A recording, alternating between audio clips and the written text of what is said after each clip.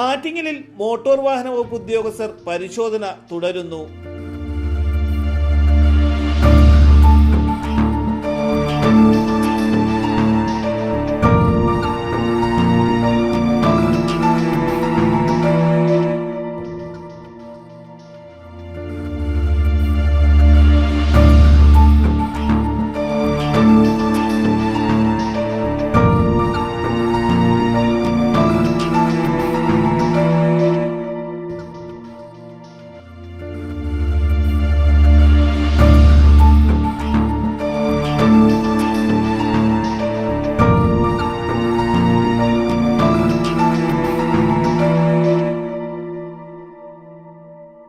Attingal RT office ജീവനക്കാരും Thiruvananthapuram enforcement സ്ക്വാഡിലെ ഉദ്യോഗസ്ഥരുടെ നേതൃത്വത്തിലാണ് ഇന്ന് സ്വകാര്യ ബസ് സ്റ്റാൻഡിലും പരിസര പ്രദേശങ്ങളിലും പരിശോധന നടത്തിയത്.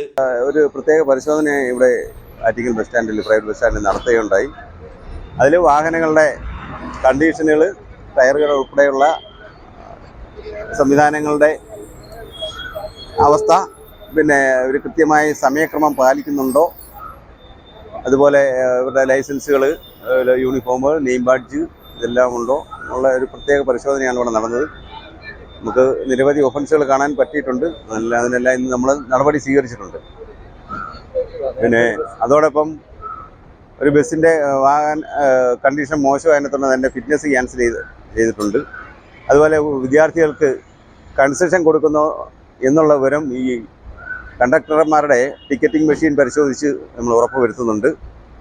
ഒരുപാട് ടിക്കറ്റുകളൊക്കെ കൊടുക്കാത്ത വാഹനങ്ങൾ കൺസെഷൻ നൽകുന്നില്ല എന്ന് നമുക്ക് കണ്ടെത്താൻ പറ്റുന്നുണ്ട്. അതിനൊക്കെ എതിരെയുള്ള ശക്തമായ നടപടികൾ വരും ദിവസങ്ങളിലും ഉണ്ടാവും. ആറ്റിങ്ങലിൽ സർവീസ് നടത്തുന്ന സ്വകാര്യ ബസ്സുകളിൽ നടത്തിയ പരിശോധനയിൽ വിദ്യാർത്ഥികളുടെ കൺസെഷൻ നിരക്ക് നൽകാതിരിക്കൽ, എയർഹോൺ ഉപയോഗം ഉൾപ്പെടെയുള്ളവയുടെ പരിശോധനകളാണ് നടത്തിയത്. വരും ദിവസങ്ങളിലും പരിശോധനകൾ തുടരുമെന്ന് മോട്ടോർ വാഹന വകുപ്പ് ഉദ്യോഗസ്ഥർ അറിയിച്ചു. തലസ്ഥാന വാർത്തകൾ, ആറ്റിങ്ങൽ.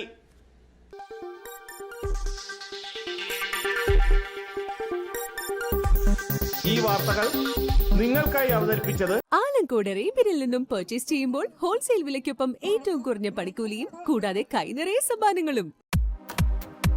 നിങ്ങളുടെ സ്വപ്ന ഭവനങ്ങൾക്ക് ചാരുത പകരാൻ അന്താരാഷ്ട്ര നിലവാരത്തിലുള്ള LED ലൈറ്റുകളുടെയും ബ്രാൻഡഡ് ഇലക്ട്രിക്കൽ, പ്ലംബിംഗ്, സാനിറ്ററി ഫിറ്റിംഗ്സുകളുടെയും വമ്പൻ ശ്രേണി ഒരുക്കി CS ഏജൻസീസ് ആൻഡ് ഇലക്ട്രിക്കൽസ്.